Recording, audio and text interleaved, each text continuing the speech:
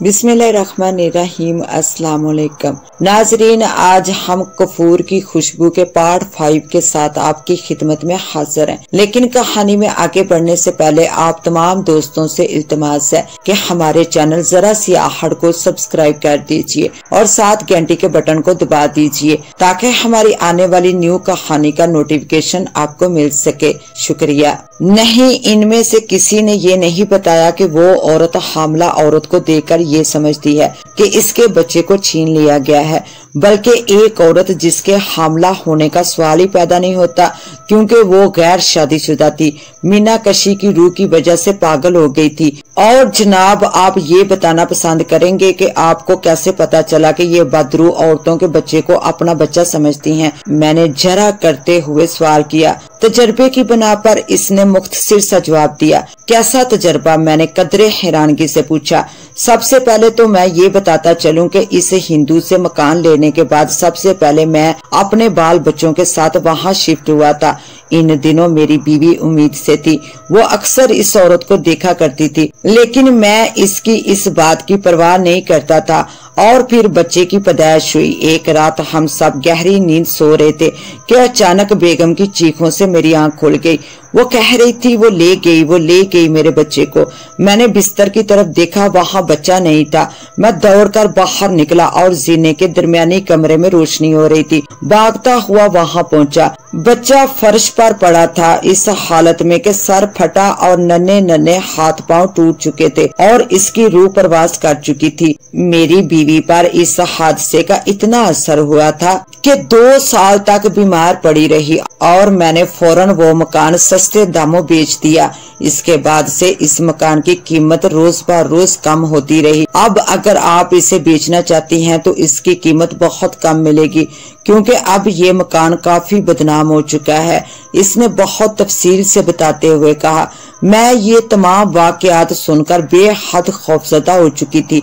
मैंने इससे कहा कि अगर कोई अच्छा सा गाहक मिल जाए तो प्लीज हमें इतला कर दें, कोशिश करें कि अच्छा फरखोत हो जाए। ये कहकर मैं निकल आई। कहने को तो मैंने कह दिया था कि मकान फरखोत कर दें, लेकिन लुकमान को राजी करना इतना आसान ना था। समझ नहीं आ रहा था कि इससे कौन सी दलील दूं कि मकान असेब ज़दा है। दूसरी तरफ मैं इस बात के लिए भी तैयार नहीं थी कि मकान की खातर पेट का बच्चा कुर्बान कर दूं। अगले दिन मैं मिसेस सुहेल के पास गई। मकसद ये था कि मैं इनसे मशवरा करूं कि मैं लुकमान को मकान फरखोत करने के लिए कहूं या ना कहूं। इन्हें मालूम था कि हमारा मकान असेब ज़दा है, फिर भी वो कह रही थी कि इतने अच्छे मकान को बेचना नहीं चाहिए। कोशिश कीजिए कि घर के असेबी असरात किसी तरह दूर हो जाएं।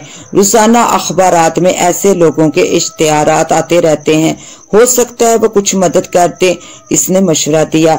मैंने बताया कि हमारे घर के बराबर में रहने वाली एक लड़की ने किसी आमिल औरत का इंतजाम किया है। इसका कहना है कि वो आमिल औरत हजरात के जरिए असेब बुलाकर घर छोड़ने पर राजी कर सकती है। तब तो आपको तजर्बा जरूर करना चाहिए और हाँ, पहले अपने शोहर को इत्माद में ले ले। मैंने इस बात में अपना सर हिलाया और उठ खड़ी हुई।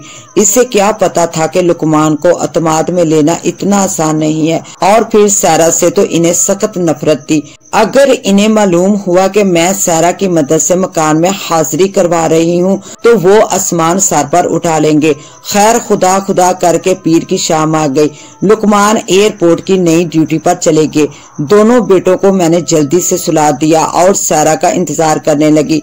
तकरीबन 8:30 बजे सारा आमिल खतून के साथ पहुंच गई। सारा ने मेरा तारुफ नूरानी बुआ से कराया। मैंने नूरानी बुआ का जायजा लिया। वो बूढ़ी औरत थी, लेकिन इनके चेहरे पर जो नूर था इससे वाकई नूरानी बुआ ही लग रही थी। बातचीत से फारग होकर इसने एक जगह खड़े होकर आंखें बंद कर ली और कुछ देर बड़बड़ाती रही। फिर कहने लगी, ऊपर ऊपर चलो। इसने जोर देकर कहा। इसके बाद इसने आहिस्ता आहिस्ता जीने पर चढ़ना शुरू किया।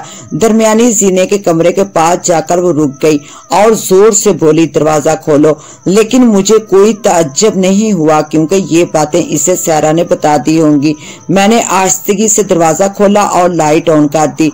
अंदर दाखिल होकर उन्होंने इस तरह लंबे लंबे सांस लिए जैसे वो कुछ सूंघ रही हो। हाँ, यही बदकिस्मत रूह का बसेरा है और इस कमरे से इसका बहुत पुराना वास्ता है। वो कहती हुई खिड़की के पास बैठ गई और सारा से बोली, देखो लड़की, मैं खिड़की से नीचे कूदने की कोशिश करूं तो मजबूती से मुझे अपनी गिरफ्त में ले लेना। मुझे तो बहुत डर लग रहा है नूरानी बुआ। सारा ने खौफजदा होकर कहा, मेरे होते हुए तुम्हें कुछ नहीं होगा, नूरानी बुआ ने बारोब लहजे में कहा। इसके बाद इसने आंखें बंद कर ली और कुछ पढ़ने लगी। तकरीबन 15 मिनट के बाद इनके मुंह से मर्दाना आवाजें निकली, सारंगी जिन आपकी खिदमत के लिए हाजिर है। बुआ ने झूमते हुए अपनी आवाज में कहा, सारंगी जिन, हजरत सुलेमान की कसम खाकर वादा करो कि तुम मेरा हर हुक्म बजा लाओगे, मुझे हुक्म की नवीयत से आगाह किया जाए। जिन ने जवाब दिया, तसल्ली रखो, मैं तुम्हें कोई ऐसा हुक्म नहीं दूंगी जो तुम्हारे दायरा अख्तियार से बाहर हो। और फिर बुआ ने मर्दाना आवाज में कसम खाई और फिर अपनी आवाज में गर्ज कर पूछने लगी, इस कमरे में किस रूह की रिहाइश है? मुझे यहाँ एक खूबसूरत औरत नजर आ रही है। ये नौजवान औरत है और इसने सुर्ख कपड़े पहन रखे हैं और सख्त तकलीफ में मुब्तला है, शायद इसे बच्चा चाहिए। बुआ ने जिन के लहजे में तफसीलन बताया, सारंगी जिन, मैं इस औरत से बात करना चाहती हूँ, बुआ ने झूमते हुए कहा। मगर किसके जरिए? जिन ने सवाल किया। नूरानी बुआ अचानक रुक गई और सारा की तरफ देखकर बोली, बेटी तुम 2-3 मिनट के लिए मेरी मामूल बनना पसंद करोगी? नहीं नहीं बुआ, सारा बकायदा हाथ जोड़ने लगी। और तुम? उन्होंने मेरी तरफ इशारा किया। मुझे खदशा महसूस होने लगा कि क्या हो सकता है। मामूल बनाने के बहाने से सारा और बुआ मुझे बेहोश करके घर ना लूट लें। मैं बहुत खौफजदा थी, काश मैं लुकमान को आगाह कर देती। अब मैं अपने किए पर पछता रही थी। मुझे तो माफी रखें, मैंने साफ अल्फाज में माजरत कर ली। इसका मतलब ये है कि तुम दोनों ने मुझे यहाँ बुलाकर मजाक किया है। रूह नहीं आएगी तो मैं इसे यहाँ से जाने का हुक्म कैसे दूंगी? नूरानी बुआ ने गुस्से से कहा, हमने मजाक नहीं किया। सारा बोली, मजाक नहीं किया तो मामूल क्यों नहीं बनती? बुआ ने गर्ज कर कहा, वो जी डर लगता है, मैं पहले कभी भी मामूल नहीं बनी। सारा ने रो देने वाली आवाज में कहा, मैंने कहा है मेरे होते हुए डरने की कोई जरूरत नहीं, मैं हर किस्म की जिम्मेदारी लेती हूँ, तुम्हें कोई नुकसान नहीं पहुँचेगा। इसके बाद सारा राजी हो गई और मैंने सुकून का सांस लिया। नूरानी बुआ ने आंखें बंद कर ली और फिर कुछ पढ़ने लगी। वो मुसलसल बड़बड़ा रही थी। इस दफा थोड़ी देर के बाद ही मर्दाना आवाज उभरी, सारंगी जिन हाजिर है, हुक्म दीजिए, इस रूह को बुला लाओ, इससे कहो कि वो मेरी मामूल के जिस्म में सरायत कर जाए। बुआ ने हुक्म दिया। मैंने फौरन सारा की तरफ देखा। वो अचानक सकता बैठ गई और आंखें सामने वाली दीवार पर जम गई और फिर अचानक इसके मुंह से आवाजें निकलने लगी, कहाँ है मेरा बच्चा? खामोश हो जाओ बेटी, हम यहाँ तुम्हारी मदद करने के लिए आए हैं, हमें अपना नाम बताओ। बुआ ने बड़े शफकत अमेज लहजे में कहा, नाम? मेरा नाम? मैं अपना नाम भूल चुकी हूँ, पता नहीं मेरा क्या नाम है। सारा ने हैरत ज़दा होकर जवाब दिया, बेटी याद करने की कोशिश करो, शाबाश याद करो। बुआ ने नरमी से कहा, नाम? हाँ मेरा नाम मीनाकशी है। हाँ मीनाकशी है, सारा ने कहा और मेरे जिस्म के रोंगटे खड़े हो गए। अब तक मैंने जिन भूत को ज्यादा अहमियत नहीं दी थी। मिस्टर जुबैर ने ये नाम खुफिया तौर पर रखा था और फिर ये कैसे मुमकिन था कि उन्होंने एक ऐसे राज को जाहिर कर दिया जिससे मकान के खरीदो फरोख्त पर असर पड़ता हो। बेटी तुमने मकान में रहने वालों को क्यों तंग कर रखा है? बुआ की आवाज पर मैं चौंक गई। मैंने किसी को तंग नहीं किया, मुझे सिर्फ अपना बच्चा चाहिए, सारा ने जवाब दिया। लेकिन तुम्हारा बच्चा तो यहाँ नहीं है, बुआ ने कहा। मेरा बच्चा इसी घर में है, यहाँ रहने वाली एक औरत ने इसे पेट में छुपा रखा है, इसने कहा और मेरे जिस्म पर कपकपी तारी हो गई। यहाँ से चली जाओ, वो तुम्हारा बच्चा नहीं है। नूरानी बुआ ने कहा, मैं अपना बच्चा लिए बगैर हरगिज यहाँ से नहीं जाऊंगी। सारा ने गुस्से से कहा, तुम्हें जाना होगा। नूरानी बुआ भी गुस्से में आ गई। अभी इन दोनों की बहस जारी थी कि कमरे में एक साया दाखिल हुआ। मैं यकदम उछल पड़ी। वो तो शुक्र है मेरी चीख निकलते निकलते रह गई। वो कोई और नहीं लुकमान थे। इनके हाथ में पिस्तौल था और आंखें गुस्से से सुर्ख हो रही थी और आंखें फाड़ फाड़ कर सबको देख रहे थे।